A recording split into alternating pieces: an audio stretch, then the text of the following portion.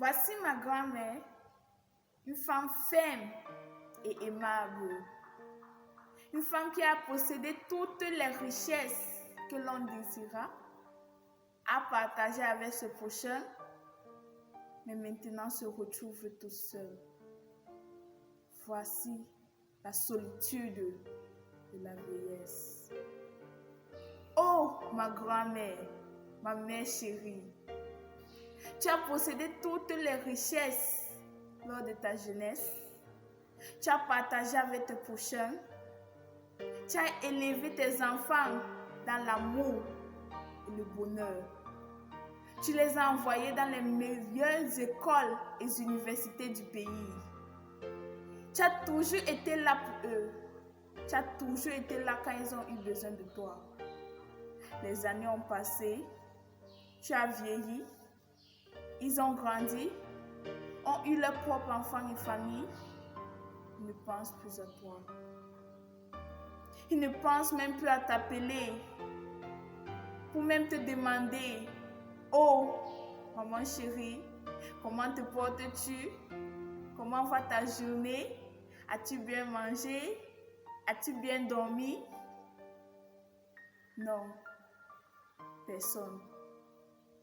Et même s'ils essaient de t'appeler, ils ne peuvent même pas consacrer du temps avec toi. Ils disent qu'ils sont toujours pressés, qu'ils ont des choses à faire. Et pourtant, tu ne les demandes rien en retour que les affections et amour. Ils disent que tu as un personnel pour s'occuper de toi. Mais est-ce qu'un personnel peut donner l'amour dont un enfant peut donner à sa mère? Ils disent que tu es vieille. Mais quand est-ce qu'ils vont comprendre que vieillir n'est pas une malédiction, mais une étape dans la vie que tout être humain doit traverser?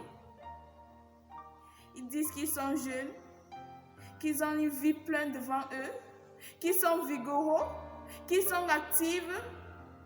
Mais ils oublient une chose, qu'auparavant, toi aussi, tu étais belle, tu étais active, tu étais pleine de vie, tu étais vigoureux. Maintenant te voici, tu as vieilli. Et un jour, eux aussi, ils vieilliront. Et est-ce qu'ils espèrent que les enfants s'occupent d'eux quand ils ne peuvent pas s'occuper de leur propre mère? Pourquoi veulent-ils briser cette chaîne sociale? Ils veulent tout sous-traiter, même sous-traiter l'amour. Je suis désolée de leur dire, mais c'est impossible. Ils disent qu'ils veulent acheter une infirmière pour s'occuper de toi. Mais est-ce qu'ils peuvent payer l'amour d'un enfant? Ils disent que tu peux t'installer dans une maison pour personnes âgées. Alors là, tu pourras avoir des amis de ton âge, que tu ne pourrais pas être seul. Mais est-ce que l'amour d'un ami peut remplacer celle d'un enfant? Est-ce que l'amour qu'un ami donne peut être comparé à celle d'un enfant? Non, c'est impossible. Et s'ils comprendront que tu es morte, ils vont se dépêcher, ils vont se presser. Et les gens vont penser que non, ils ont de la peine, que tu es parti, mais c'est faux. Ils se pressent, ils se dépêchent pour s'approprier de tes biens. Ils n'ont plus honte, ils n'ont plus de la crainte quand ils les ont vendus aux chiens. Je sais que tu te l'ai dit auparavant, mais je te le répète encore.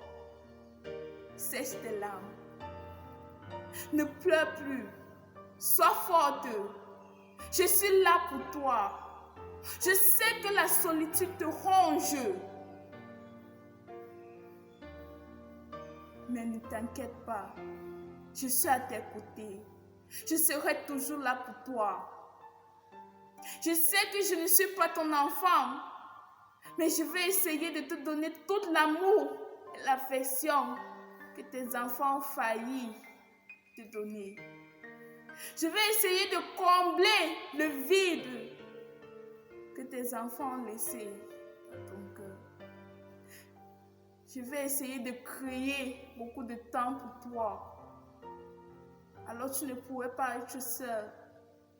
Alors là, tu pourrais me dire, pourrais me raconter toutes tes histoires de ta jeunesse. Tu pourrais me dire tous les conseils qui sont très précieux en moi.